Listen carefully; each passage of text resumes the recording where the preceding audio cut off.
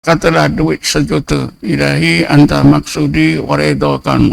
Ya Allah, yang aku mau engkau dan keridhaan. Wang ni alhamdulillah engkau bagi ya Allah. Tapi aku mau engkau dan keridhaan. Kalau hilang 1 juta pun macam tu. Ilahi anta maksudi wa ridhakan. Orang puji pun gitu juga. Ilahi anta maksudi wa ridhakan. Ya Allah, yang tujuan hidupku hanya engkau, keridhaanmu yang aku cari, bukan pujian ini. Kerjaan orang pun sama. Kena maki hamun. Ilahi anta maksudi wa ridhaka. Ya Allah, aku hidup ni mau engkau dan keridhaanmu. Cercaan ini datang daripada engkau ya Allah. Tapi yang aku mau Allah, engkau dan keridhaan. Kalau dipandang dari sudut tauhid, doa ini dipandang dari sudut tauhid, doa ini mengandungi intisari tauhid uluhiyah dan tauhid rububiyah. Itu ahli tarekat mesti mahir tauhid uluhiyah dan rububiyah. Kadang-kadang baru malam ini baru dengar. Baru dengar lah tauhid rububiyah ni. Malam ini baik juga saya datang. Kan kita sebut dalam syahadat, asyhadu an la ilaha illallah. Tiada ilah kecuali Allah. Takkanlah kita tak tahu makna ilah. Asyhadu an la ilaha illallah. Tiada ilah kecuali Allah. Apa makna ilah? Tahulah. Engkau tak sadar pun tak tahu makna. Yalah, kita diajar itu je. Ustaz-ustaz kita bukan bagi tahu makna. Ada sekali-sekali dah lupa.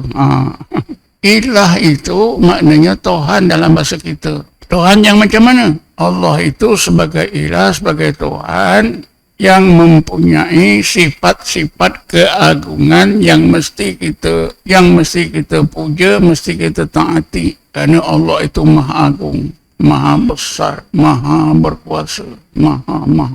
Patutlah kita jadikan dia Tuhan. Itu kita sebut ilah. Jadi doa ilahi anta maksudi itu. Ya Allah, ya ilahi, Tuhan yang maha agung dan yang maha sempurna. Engkau lah yang menjadi tujuan hidup aku, tidak yang lain. Kerana engkau Tuhan yang maha agung, yang maha sempurna.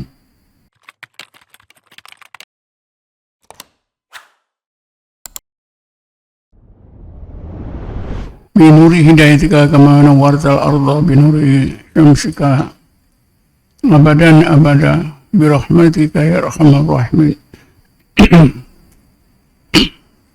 Tuan-tuan dan puan-puan yang dirahmati Allah sekalian, kuliah kita pada malam ini mungkin dalam masa setengah jam atau lebih sikit saya nak terangkan kedudukan dan kepentingan doa munajat yang kita amalkan dalam tarekat Naqsabandiyah dan tarekat-tarekat lain pun hampir sama. Ilahi anta maksudi wa ridhaka matlubi. Kita bertarekat bertahun, kadang tak tahu apa kedudukan dan kepentingan doa ni.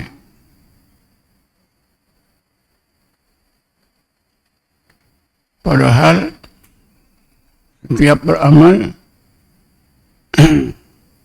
doa ni disebut. Jadi pertama sekali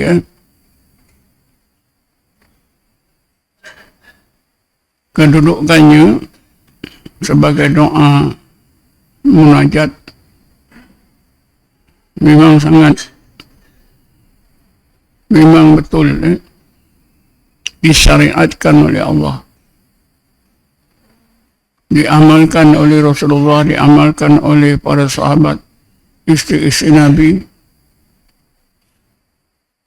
dan orang-orang yang soleh. Para sahabat bila mereka berzikir, sebelum zikir, tengah zikir dan sesudah zikir, yang mereka mahu hanya Allah. Bismillahirrahmanirrahim. وَلَا تَطْرُدِ الَّذِينَ يَدْعُونَ رَبَّهُمْ بِالْغَدَاةِ وَالْعَشِيِّ يُرِيدُونَ وَجْهَهُ. Ya Muhammad, engkau jangan halau sahabat-sahabatmu yang sentiasa mengerumuni engkau itu ya Muhammad. Abaikan saja desakan orang Yahudi. Karena mereka itu ya Muhammad, sepanjang siang dan malam, yada'una rabbahum, Allah, Allah, Allah, Allah, Allah, Allah, Allah, Allah. Yada'una rabbahum gitu dalam bentuk amalan. Atau apa-apa nama Allah yang lain. Termasuklah la ilaha illallah. Yada'una rabbahum bil ghadati, pagi-pagi, wal asyi, petang-petang. Ditafsirkan oleh ahli tafsir, pagi mewakili seluruh siang, petang mewakili seluruh malam. Jadi bermakna para sahabat di zaman Mekah itu sentiasa menyebut Allah, Allah, Allah, Allah. Setiap masa, sepanjang hari, siang dan malam. Apa yang mereka mau? Yuriduna wajhah. Mereka mau Allah dan keredaannya. Di sinilah maka ulama tasawuf yang mengajar kita zikir, disusunkan doa, ilahi anta maksudi. Ilahi anta maksudi. Karena para sahabat berzikir begitulah. Ilahi anta maksudi. Jadi maknanya doa itu bukan main-main ya. Ini asal bubuh-bubuh ya. Ya. Orang-orang sufi ini asal buat doa ni. Tak ada asasnya. Jadi asasnya ada ya. Yaitu diamalkan oleh sahabat zaman Rasulullah dan orang-orang mukmin seterusnya. Sesudah pindah ke Madinah pun sama saja. Bismillahirrahmanirrahim. Wasbir nafsaka ma'al ladzina yad'una rabbahum bil ghadati wal 'ashiyyi yuriduna wajha. Cuma ini ayat 28 surah Kahfi. Nabi Muhammad menghadapi kerana orang-orang Yahudi di Mekah, kerana orang-orang kafir Quraisy. Tapi suasana masih sama.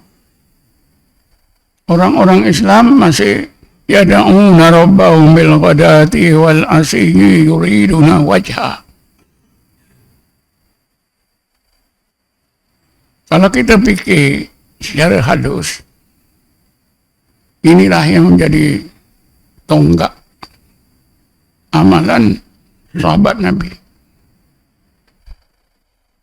Zikir menyebut Allah, Allah, Allah dalam hati yang mereka mau hanya Allah. Ini bukan perkara kecil. Siapa menganggap perang Israel dengan Gaza, orang-orang Palestin ini besar, ini lagi besar. Betul tak?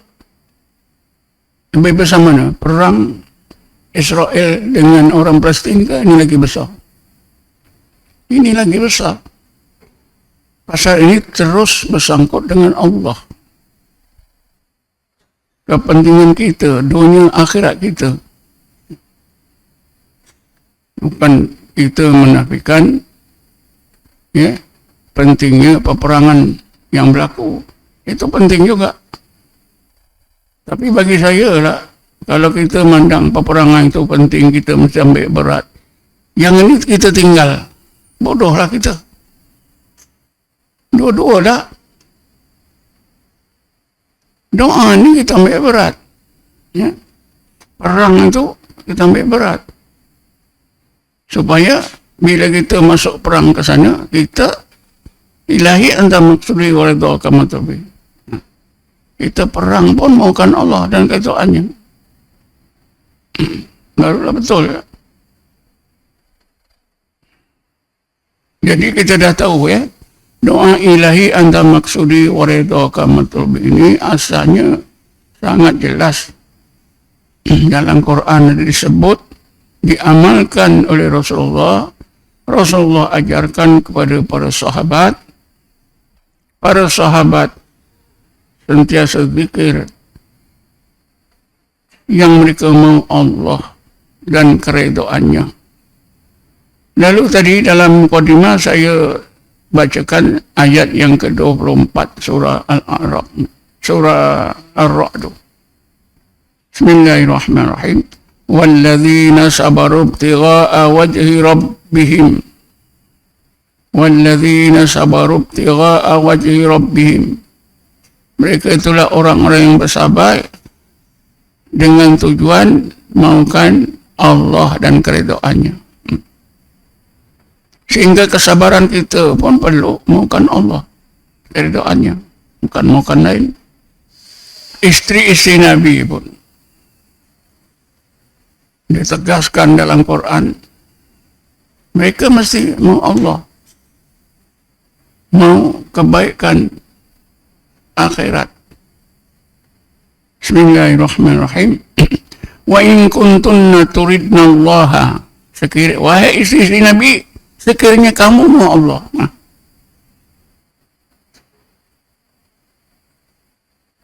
Bila istri Nabi ini mau Allah, tentulah mereka kata, ya Allah, yang aku mau engkau. Wa in kuntunna turidna Allah wa rasulah. Bila seorang itu maukan Allah, dengan sendiri akan maukan Rasul. Wad darul akhirah, dan kebaikan akhirat, itu keredoannya. Istri Nabi pun disyaratkan. Sahabat-sahabat pun disyaratkan.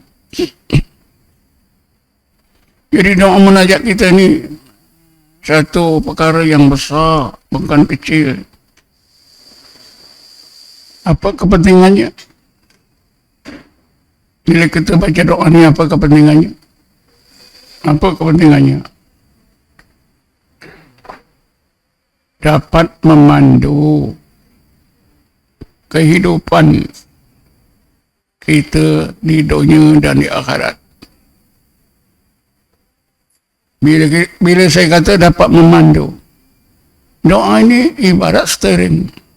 Kalau kereta lah.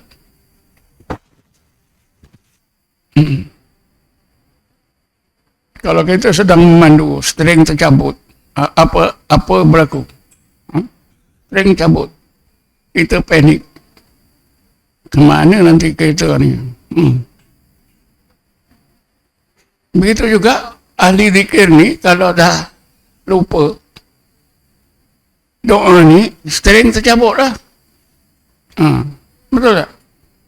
Steering tercabut ke mana?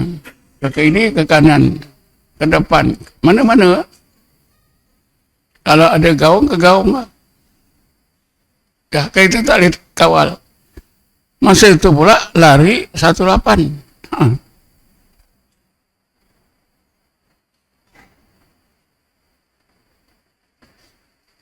Pada masa itulah serah sajalah. Jadi kepentingannya, gambaran yang saya boleh buat ialah doa munajat ini seperti steering bagi kereta. Kalau kita lupa, kita tak faham, macamlah kita pandu kereta, steering tak ada. Boleh berjalan, tapi ke mana kita tak tahu. Ikut je lah. Kalau kereta itu tengah padang, okey juga. Berpusing-pusing okey. Kalau di atas jalan, ya, di lereng-lereng bukit, macam mana? Maknanya, bila kita dalam keadaan biasa, okey. Tapi dalam keadaan yang luar biasa, dalam keadaan sakit, keadaan tertekan, dan keadaan-keadaan yang menyusahkan kita. Ketika kita menerima ujian balak daripada Allah, sakit, macam mana? kena pakai hamun. Ketika kena pakai hamun tu, ibarat kita mandu kereta laju, steering dah kat mana. Kalau ada steering senang saja. Steering hilang. Doa menajak ni dah lupa dah.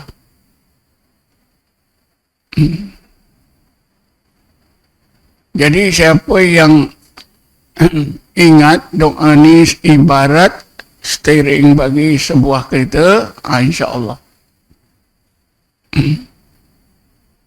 Mungkin keluar ni kasut hilang. Celaka betul. Ahli tarekat mencuri kasut. Tak gunalah. Dapat tarekat, curi kasut juga. Tapi kalau ingat doa ni, alhamdulillah. Engkau bagi kasut ni, ya Allah, engkau juga yang ambil. Yang aku mau engkau dan keridhaanmu. Mudah-mudahan engkau bagi kasut yang lebih baik lagi. Boleh tak? Kalau steering kita ni betul. Kalau steering kita tak ada, doa ni dah hilang. Habislah.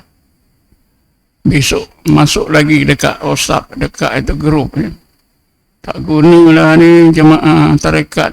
Ini manarah ni. Aku datang kali kedua dah hilang kasut aku. Siapa lagi ni ambil ni? Kawan pun jawab, iyalah. Hari itu pun kasut aku hilang juga. Dah. Jadi viral. Tapi kalau ingat doa ni, tak ada. Jangan ke kasut ni, apa saja duit hilang pun. Malam ini duit saya hilang 1,000. Saya letak kat situ, ambil wuduk hilang. Cerita orang pun tak murah. Cerita pada kawan pun takut. Diam saja. Alhamdulillah, ya Allah, engkau bagi duit 1,000, engkau ambil yang habis. Mudah-mudahan engkau bagi 10,000. Ilahi anta maksudi waridhaka matlubi. Walladzina sabaru ibtigha'a wajhi rabbihim. Ini kan semua dalil, tuan-tuan. Bukan main-main doa. Doa ni bukan main-main.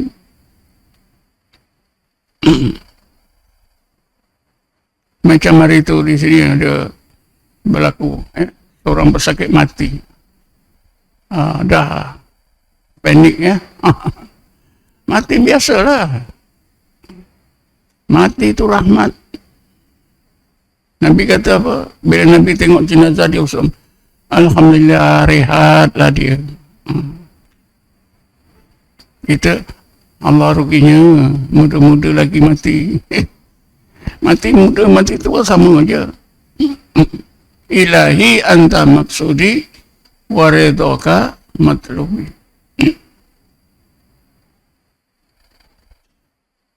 Jumpa, dapat kebaikan pun itu. Dapat katalah duit 1 juta. Ilahi anta maksudi waridhaka matlubi. Ya Allah, yang aku mau engkau dan keridhaanmu. Wang ni alhamdulillah engkau bagi, ya Allah. Tapi aku mau engkau dan keridhaanmu. Kalau hilang 1 juta pun macam tu. Ilahi anta maksudi waridhaka matlubi. Orang puji pun gitu juga. Ilahi anta maksudi waridhaka matlubi. Ya Allah, yang tujuan hidup ku hanya engkau, keridhaanmu yang ku cari, bukan pujian ini. Cercaan orang pun sama. Kena makai hamun. Ilahi anta maksudi waridhaka matlubi. Ya Allah, aku hidup ni mau engkau dan keridhaanmu. Cercaan ini cercaan ini datang daripada engkau, ya Allah. Tapi yang aku mau Allah, engkau dan keridhaan.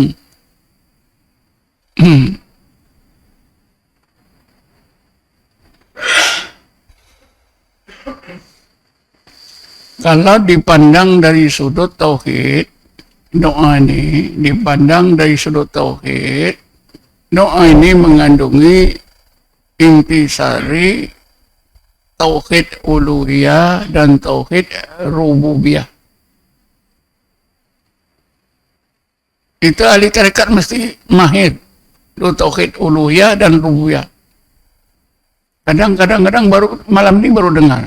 Baru dengar lah tauhid rububiyah ni. Malam ni baik juga saya datang.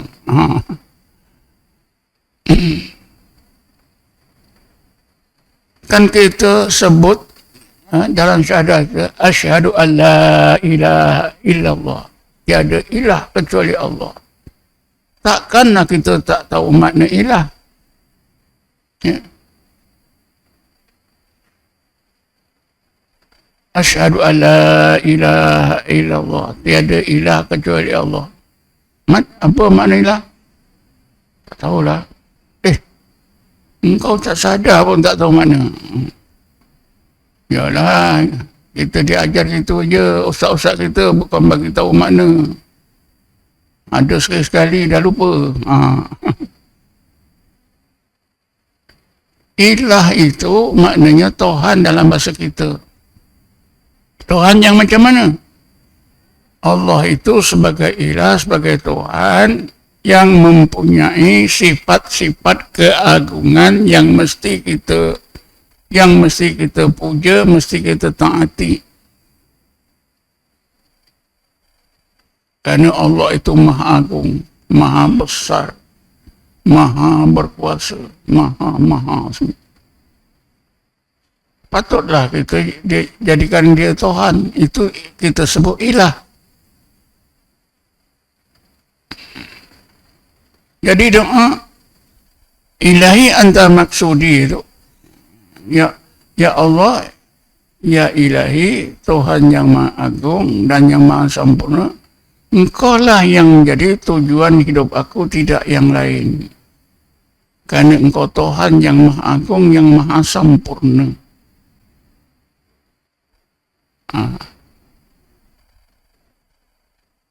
Ini disimpulkan dalam apa?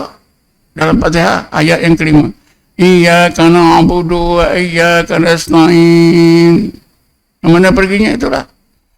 Iyyaka na'budu, engkau saja ya Allah yang aku sembah, karena engkau sajalah ilahku. Tuhanku yang maha agung, yang maha besar.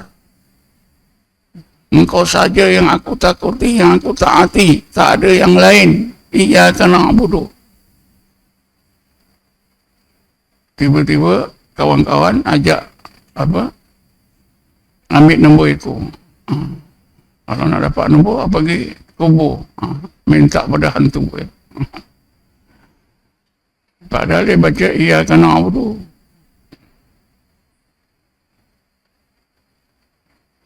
Wa iyyaka nasta'in itu tauhid rububiyah. Gandingan ilah ialah Rabbun. Gandingan ilah ialah Rabbun.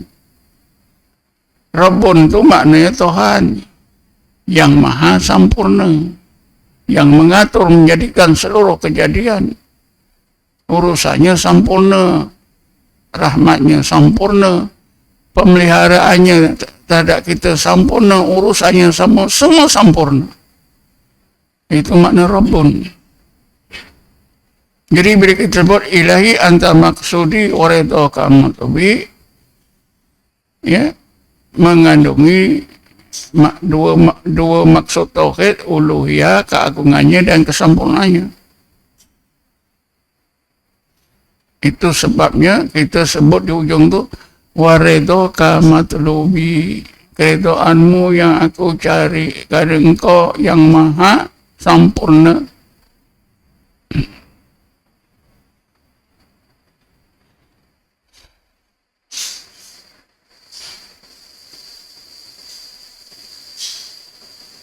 Itulah juga yang terkandung dalam firman Allah, inna lillahi wa inna ilaihi raji'un.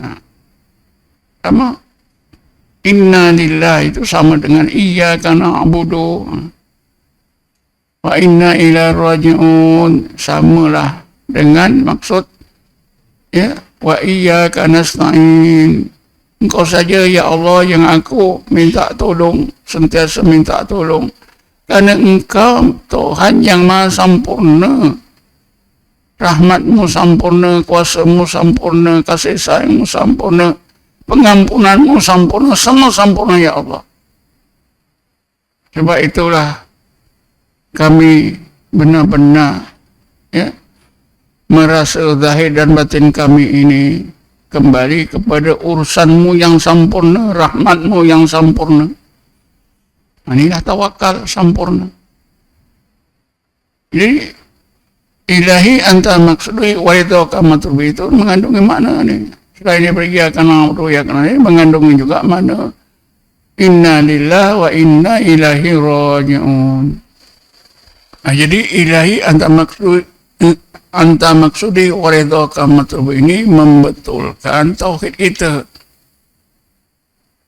Menjaga tauhid uluhiyah dan rububiyah kita supaya tidak rosak.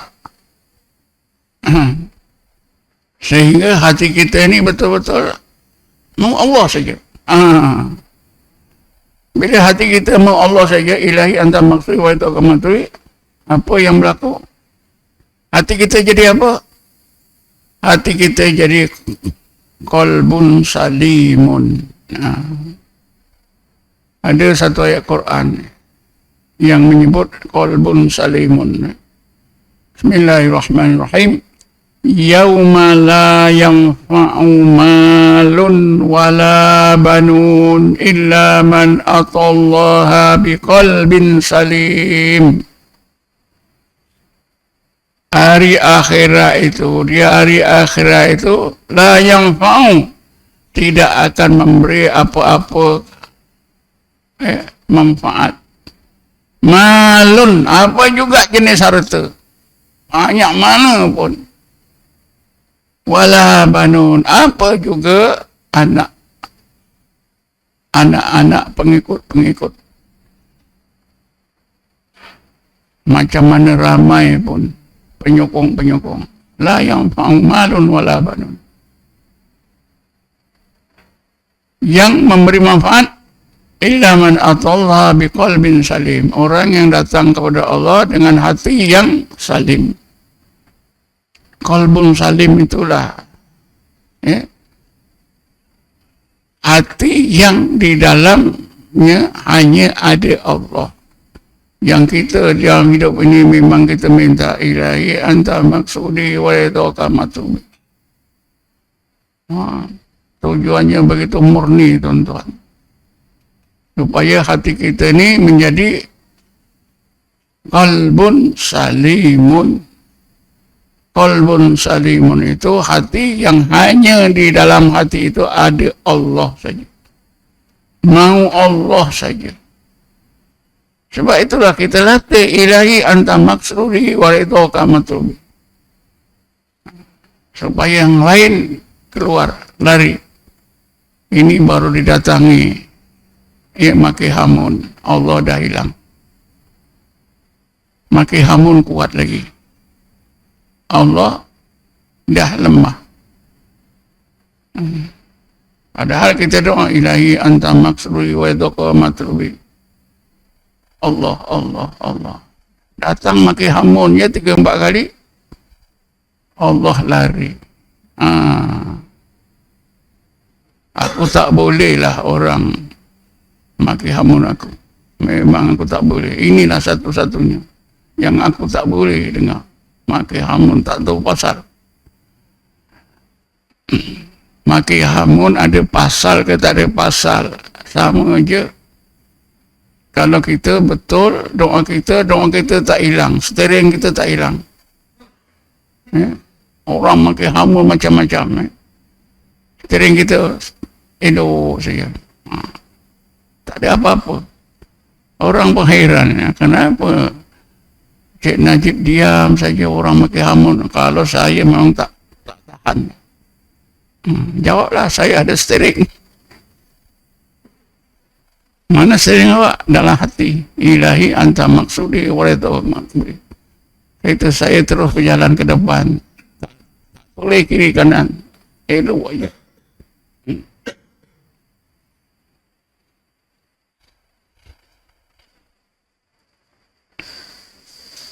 Jadi betul ya. Sebab itu ketika kita buat sampai isbat la ilaha illallah, Jangan lepaskan napas. Napas tahan dulu. Baca 3 bacaan. Bacaan pertama, La ilaha illallah Muhammadar Rasulullah. Bacaan yang kedua, Ilahi anta maksudi wa ridhaka matlubi. Bacaan yang ketiga, La maksuda illallah. 3 bacaan. Supaya apa? Dapat menanamkan tauhid yang sebenar dalam hati kita. Tauhid uluhiyah dan tauhid rububiyah. Jadi amalan tarekat ni macam main-main, tapi bukan main-main. Paling penting.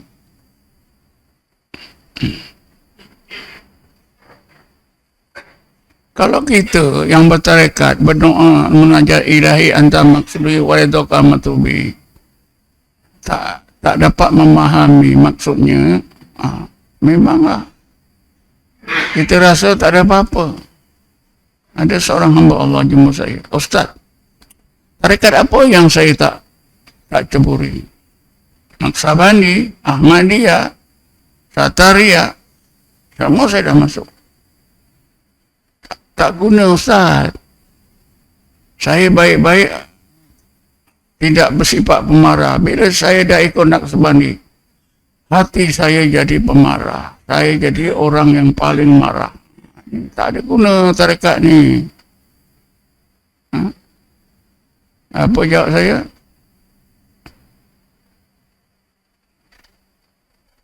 Itu tentu ada kesilapan. Sebab Nabi bertarekat jadi baik, sahabat-sahabat bertarekat jadi baik. Ahli tarekat dalam Quran ini disebut oleh Allah dengan apa? Ulul albab. Ulul albab itulah ahli tarekat. Cuma Allah gelarkan ulul albab. Apa makna ulul albab? Orang-orang mukmin yang mempunyai hati yang first class. Hati first class. Hatinya canggih, hidup bercahaya, hebat. Jadi kalau awak bertarekat semakin jadi marah, itu tentu ada silapnya. Naik kereta semakin lambat datang. Naik kereta sepatutnya cepat kan. Ini semakin lambat. Tentulah keretanya rosak. Ada orang macam tu, beberapa orang, tuan-tuan. Saya tak bertarekat lagi tenang. Bukan main lagi Saya tak bertarekat lagi tenang. Jadi saya dah cakap tadi kan, setengah jam pun. Ada setengah jam dah. Ada dah. Ada nak bertanya satu soalan jadilah. Was-was ni saya dah ajar banyak kali ya. Was-was ni, katalah kita yang biasanya takbiratul ihram tak jadi-jadi sekali je. Allahu Akbar. Dan nanti ini tak betul. Aku tak mau, itu setan. Aku mah hanya Allah. Ilahi anta maksudi. Waridhaka matlubi. Habis. Sekali itu kehendak Allah. Lebih sekali itu kehendak setan. InsyaAllah. Kan ada imam daripada masjid Segambut datang kemari di bawah dengan istrinya. Ustaz, saya ni imam masjid Segambut dan meninggal dah pakcik. Saya kalau sembahyang jadi imam, okey. Tapi kalau sembahyang sunat, berpuluh kali tak jadi-jadi. Kadang sampai tak jadi sembahyang. Istrinya sambut apa? Ya Ustaz, saya kesian betul. Satu malam dia nak tidur, baca bismillah. Sampai subuh asyik bismillahirrahmanirrahim. Bismillahirrahmanirrahim. Tak tidur sepanjang malam. Sampai subuh. Saya terus tanya, Pak Imam ni takbir ni untuk Allah ke untuk syaitan? Untuk Allah lah. Allah sekali je. Lebih untuk syaitan. Cuba Pak Imam buat macam tu. Saya tak perlu cerita banyak-banyak itu saya. Sekali untuk Allah, lebih untuk syaitan. Boleh pegang tak? Masya Allah, dia balik. Seminggu lepas tu dia datang, betul lah Ustaz. Jadi Allahu Akbar, ini untuk Allah, lebih untuk setan. Jadi orang was-was, dia pegang beg dia, beg ini najis lah, basuh. Dah basuh, terpegang pula buku. Buku ni najis lah, basuh lagi. Dah basuh, pakai kasut, kasut ni macam kena najis lah. Masuk bilik air lagi. Ini pun caranya macam tu pula. Ini syaitan. Ada orang naik motor, ambil kunci pun dah najis, basuh. Bila dia pegang handle motor, handle ni ada najis, basuh lagi. Dah basuh, dia tolak motor dia pegang apa itu, tempat duduk, ini ada najis, dia basuh lagi. Ini jawabannya pun sama lah. Yang cakap najis ni syaitan. Allah tak kata pun. Tak ada benda situ. Hatinya kata najis. Ada seorang doktor perubatan. Dia was-wasnya hebat betul.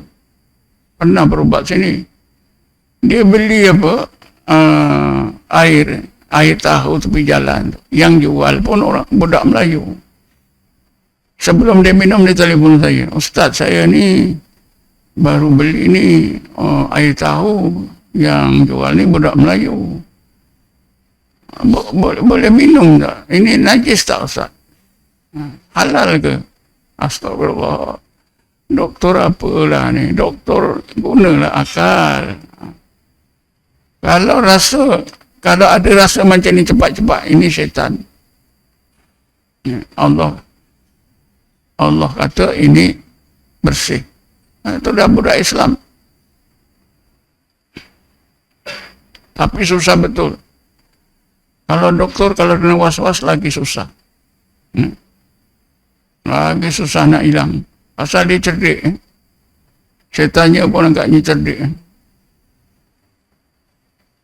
Jadi gitulah ya. Karena dalam Quran was-was ni pada syaitan. Cara macam tu saja. Katalah basuh muka. Dah 3 kali dah. Ada rasa tak kena. Syaitan ni. Ini syaitan. Sebab air tu kan, cuba tengok kita kalau tersembah air. Satu cawan. Kan merata kan. Betul kan? Ini dah kita gosok. Takkan tak kena. Tapi syaitan kata, ada sikit lagi tu tak kena tu. Kena lagi basuh lagi. Atas sikit pun tak kena. Basuh lagi. Itu yang ambil wuduk basah kain baju. Basah. Ada seorang adik kita dekat Johor Bahru. Budak muda. Dia ambil wuduk, sudahlah salah. Bilik air perempuan kat surau tu. Ambil wuduk lama sangat. Dah sudah bajunya basah. Kenapa macam ni? Saya was-was. Awak pun masuk bilik air orang perempuan tu tau. Saya terbiarkan dia macam ni lah. Macam tadi. Was-was ni syaitan. Basuh sekali, 2. Kalau 3 kali, muka cukup lah. Gitu ya. Jadi dia tak boleh ikut. Orang latah. Orang latah. Itu pun jenis was-was. Itu pun syaitan. Orang latah ni memang syaitan. Dia jenis was-was. Ada dekat kampung apa tu?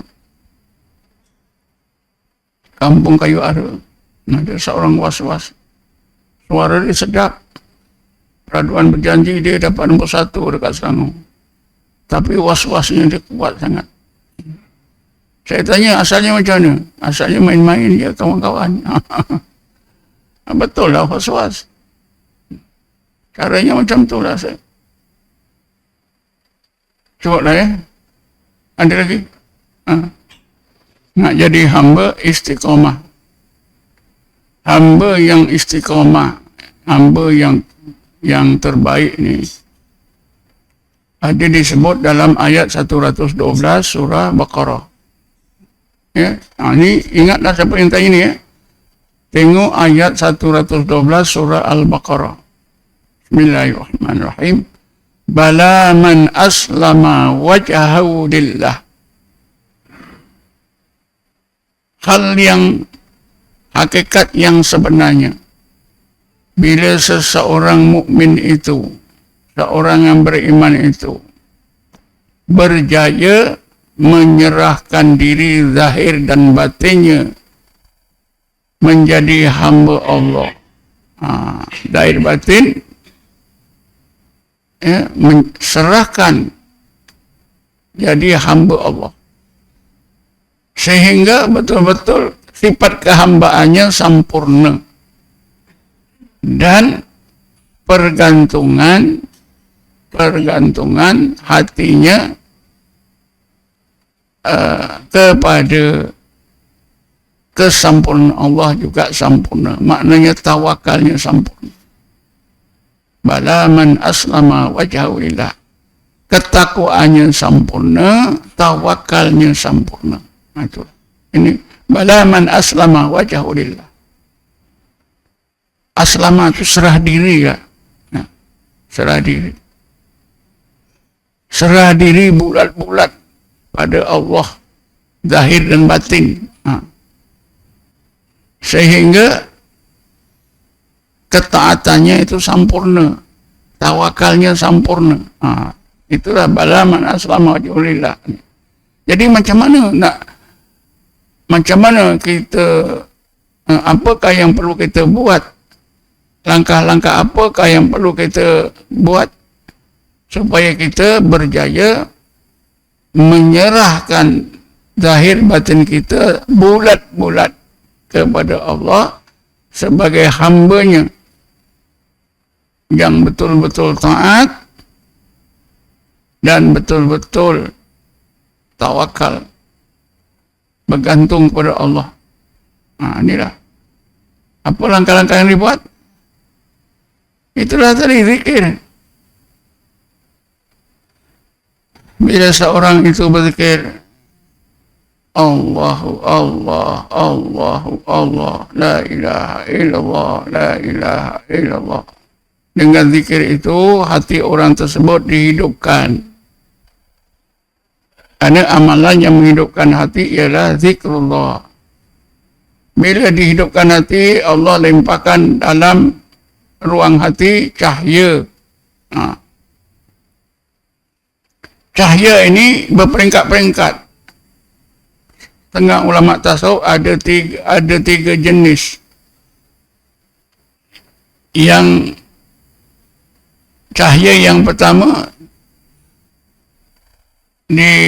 diistilahkan nur yaqadah, nur intibah. Cahaya yang membolehkan hati orang tersebut sedar dan hidup. Nur intibah. Nanti kalau orang tersebut berzikir terus menerus, nur ini diterangkan lagi sinarnya, cahayanya oleh Allah menjadi nur khudur atau nur iqbal.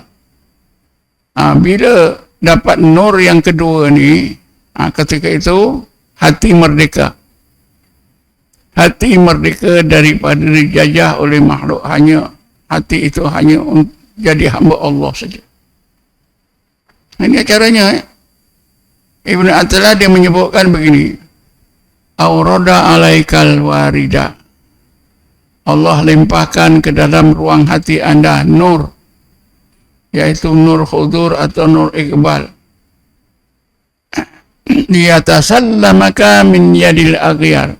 Dengan nur khudur tersebut dapatlah menyelamatkan hati anda daripada dipengaruhi oleh makhluk.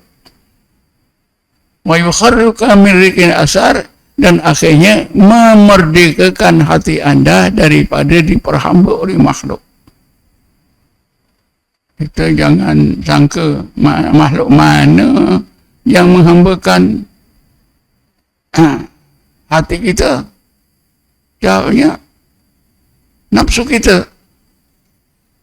Nafsu kita itulah musuh kita yang utama, yang selalunya menghambakan hati kita. Sehingga kita jadi hamba nafsu, tidak menjadi hamba Allah. Maknanya dengan zikir, bila kita dikurniakan oleh Allah cahaya yang kedua, nur hudur atau nur ikbal, barulah hati kita ini selamat daripada pengaruh apa juga makhluk, duit ke harta pangkat, termasuklah nafsunya.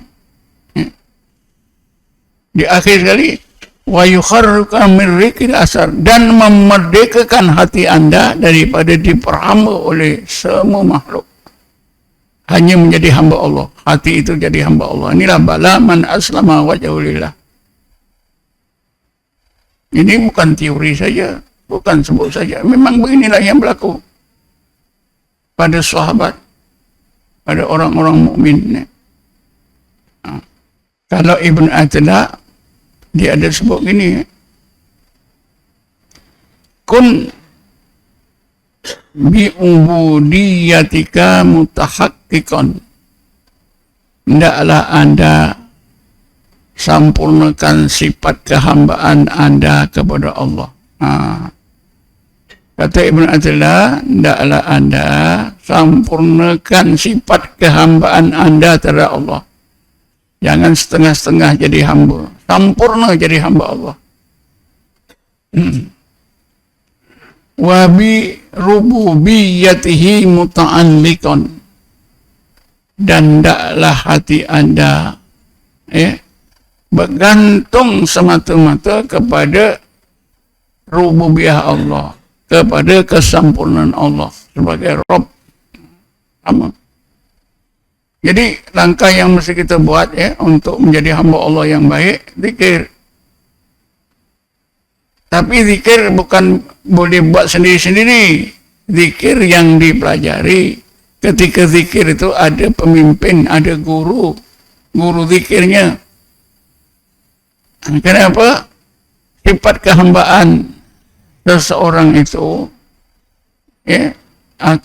sifat kehambaan seorang itu Allah akan limpahkan daripada gurunya kepada murid, daripada guru kepada murid, daripada Jibril kepada Nabi, Nabi kepada sahabat.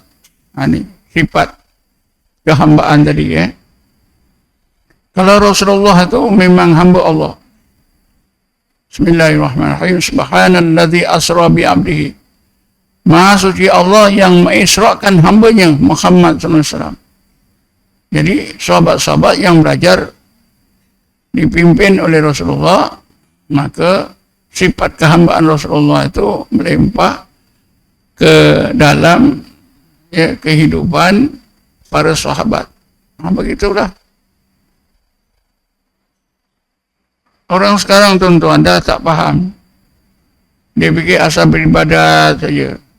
Ada peraturannya, ada disiplinnya yang sudah disiapkan oleh Allah.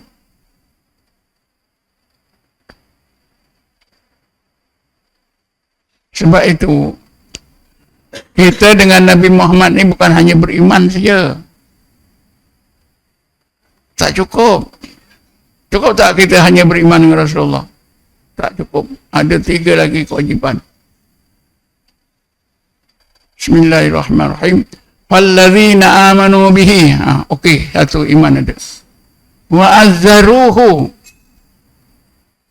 Kedua, memuliakan, menyayangi, mengasihi Rasulullah.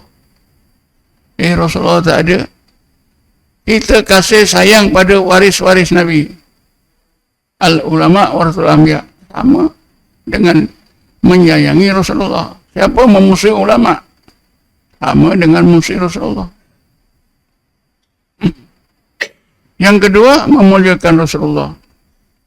Yang ketiga, wa nasaruhu, membantu Rasulullah dalam menyebarkan agama Islam. Jadi tuan-tuan datang membantulah. Saya bagi syarahan, bantulah. Tuan-tuan mungkin penat pun datang nanti balik cerita dengan keluarga, ajak kawan bertarekat, itu bantu. Kalau balik nanti asal usaha ikut tarekat, aku dah ikut dah setahun dah kat Menara, tak guna dah. Itu bukan saja menentang, itu memusuhi. Yang itu jauh. Yang keempatnya, wattaba'u nural ladzi unzila ma'hu. Keempatnya ikut sunnahnya dan ikut Quran dan sunnahnya. Ada 4. Jadi ya, itu tadi ya, sifat kehambaan tadi akan Allah limpahkan. Kalau Jibril kepada Rasulullah, Rasulullah pada sahabat tabi'in, tabi'in, itulah sampai kepada kita. Sebab itu kalau tuan-tuan tengok di bawah itu tarekat Naqsabandi ada apa silsilah guru dia. Ada 37 daripada Rasulullah sampai kepada saya 37. Inilah kebaikan ilmu tarekatnya. Kenapa dalam fiqh tak ada? Kenapa dalam tauhid tak ada? Memang itu bukan bidangnya.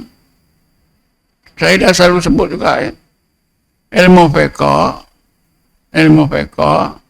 dalam ilmu fiqh itu ada 4 bahagian ilmu. Pertama taharah, kedua ibadat, taharah ni bersuci lah. Kedua ibadat, ketiga munakahat, nikah hukum, nikah kahwin, keluarga dan sebagainya. Yang keempatnya jenayah, ini tata negara. Yang kedua ilmu, itu ilmu fiqh. Ulamanya dipanggil faqih, fuqaha. Kalau ramai fuqaha. Yang kedua ilmu tauhid. Dalam fiqh tadi ada 4 mazhab. Ada yang ikut Hanafi, Maliki, Syafi'i atau Hanbali. Tauhid, ulamanya dipanggil ulama tauhid. Ulama ilmu kalam, mutakallimin.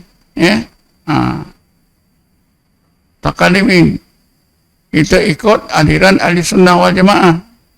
Mazhab ahli sunnah wal jamaah. Tidak ikut yang lain, tidak ikut pandangan Wahabi dalam tauhid, tidak. Mu'tazilah apa bukan. Di dalam ilmu tasawuf, dalam ilmu tasawuf ulamanya dikenali dengan sufiyun, as-sufi.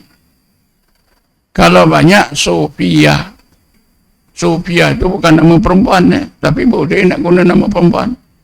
Sufiyah itu kalau diterjemahkan para ulama tasawuf, ulama tasawuf. Tarekat itu ialah hasil ijtihad orang-orang sufi. Sama juga dalam fiqh. Imam Abu Hanifah dia berijtihad melahirkan mazhab Hanafi. Imam Malik melakukan ijtihad dalam bidang fiqh melahirkan mazhab Maliki. Imam Syafi'i melahirkan mazhab Syafi'i. Ahmad Ibn Hanbal melahirkan mazhab Hanbali. Dalam tasawuf sama saja. Abu Haris Muhasibi yang melakukan ijtihad dalam tasawuf, dalam amalan zikir, maka zikirnya atau tarekatnya dikenali dengan tarekat muhasibiyah. Abu Yazid Bustami meninggal dunia tahun 262 yang melakukan ijtihad di bidang tasawuf, maka tarekatnya dikenali dengan tarekat Taifuriyah. Taifur itu tempat kelahiran beliau, daerah tempat kelahiran beliau. Abu Qasim Al-Junaidi Al-Baghdadi meninggal dunia 297 Hijrah. Tarekatnya dikenali dengan tarekat Junaidiyah. Begitulah. Abad ketiga, abad keempat itu sudah ada 10 tarekat.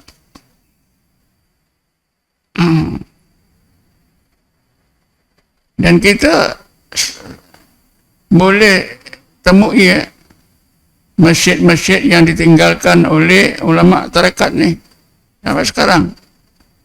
Kita pergi ke Iran je, ya. Saya pernah pergi ke Iran. Pertama bertemulah masjid Abu Yazid Bustami, meninggal dunia 262 Hijrah. Makam beliau di depan masjid sebelah kiri. Makam gurunya dalam masjid. Namanya Syekh Muhammad apa saya lupa.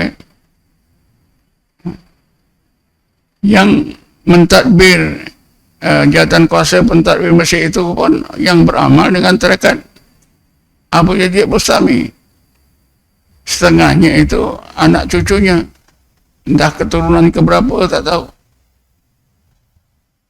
Tak jauh daripada itu ada sebuah masjid. Masjid apa?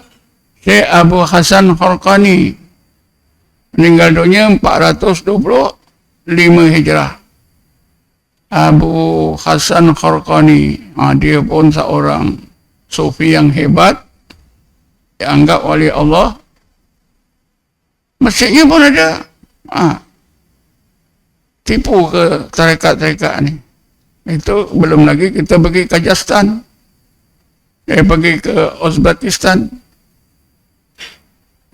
kita akan temui komplek makam Syekh Bahauddin.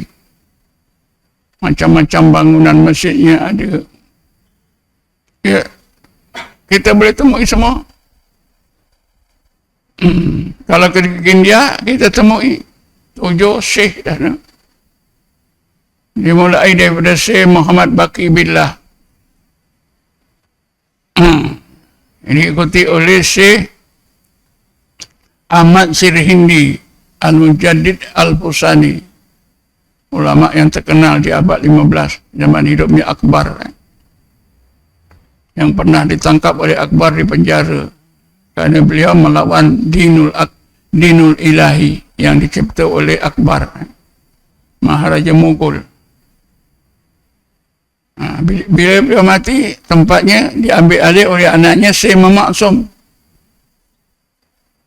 Syekh Maksum meninggal dunia, diambil oleh anaknya, cucu Syekh Ahmad Sirhindi, Syekh Saifuddin. Semua ada. Masjidnya ada, makamnya ada. Makam datuk, makam anak, makam cucu ada. Berbaris satu tempat. Macam mana tarekat ni tipu? Selepas Syekh Saifuddin, Syekh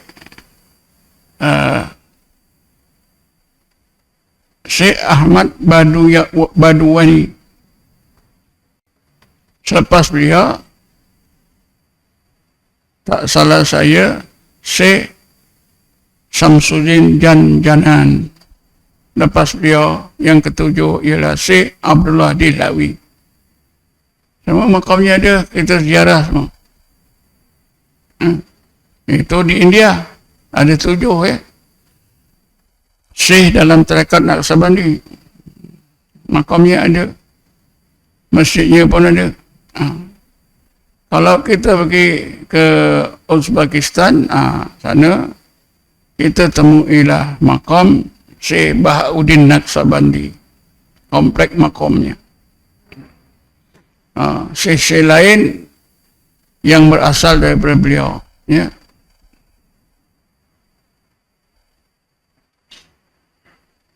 Malahan dekat Iran tu, makam Imam Ghazali pun di sana.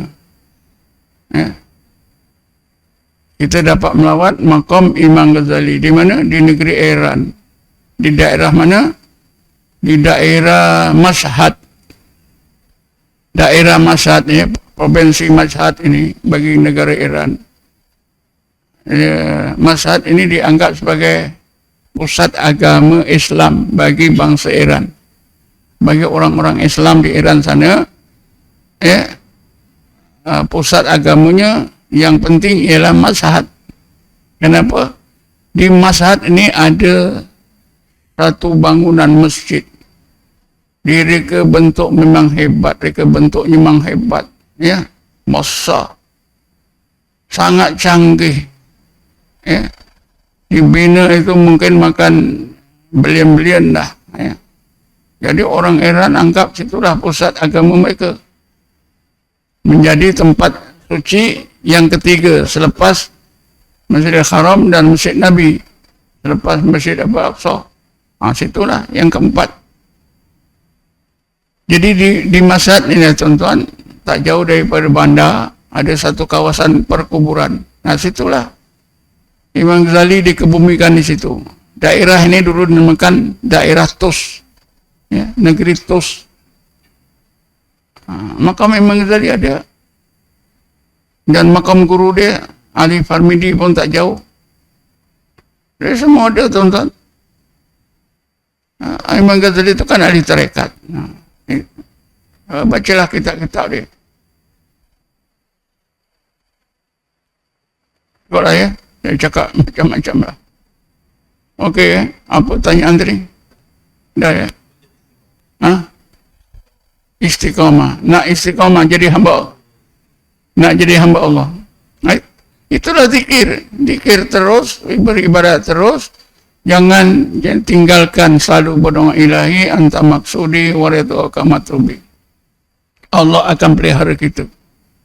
Kan itu macam kita mengadu kepada Allah. Ya Allah, aku hidup ni mahukan Engkau. Keredaanmu saja ya Allah. Tak ada yang lain ya Allah. Bahasa isyaratnya apa? Engkau bantu akulah ya Allah. Engkau jaga akulah ya Allah. Karena Engkau Tuhan yang maha sempurna. Rahmatmu sempurna. Ya, urusanmu sempurna. Aku hanya mengharap Engkau saja ya Allah. Macam itulah kalau dihuraikan. Habis kalau tak ada doa munajat ni macam mana? Dah tak ada doa macam mana? Aku dah sembahyang, tak cukup ke? Cukup. Tapi kuranglah. Orang lain ada doa, ilahi anta maksudi waridhuka matlubi, awak tak ada. Kuranglah. Betul tak? Orang lain yang ada doa itu, dia solat juga, dia puasa juga, dia pergi haji juga, dia zakat juga, dia jaga akhlak juga. Tapi kelebihannya ada ilahi anta maksudi waridhuka matlubi, ada kelebihannya ada zikir. Yang tak ada, kuranglah. Betul tak? Tak ada zikir, tak ada doa mengajak ni, kurang tak? Kurang. Tak tahulah kalau orang lain, saya tak ada zikir, tak ada doa itu lebih dari orang lain. Tak tahulah kalau orang macam tu. Tapi yang nyata, yang jelas, memang tak ada lah. Jadi macam mana nak bentuk tauhid? Nak mencapai tauhid tu? Sebenarnya sehingga kita sampai kepada hakikat la maqsuda illallah, baru betul tauhid itu. Tidak ada tujuan hidup aku kecuali Allah. Siapa sampai disampaikan oleh Allah, ketika itu barulah sempurna kehambaannya. Ya, sempurna istiqomah kehambaannya. Istiqomah tawakalnya. La maqsuda illallah. Sebab itu kita zikir la ilaha illallah, la ilaha illallah, la ilaha illallah. Ada tiga yang mesti kita tafakurkan. Pertama, la mawjuda illallah. Yang kedua, la ma'buda illallah. Yang ketiga, la maqsuda illallah. Tapi apabila kita sebut yang ketiga itu, yang pertama, kedua dah ada. La ilaha illallah, la ilaha illallah, la maqsuda illallah. Itu tujuannya apa? Supaya hati kita hanya Allah je. Bila hati kita hanya Allah, itulah qalbun salim.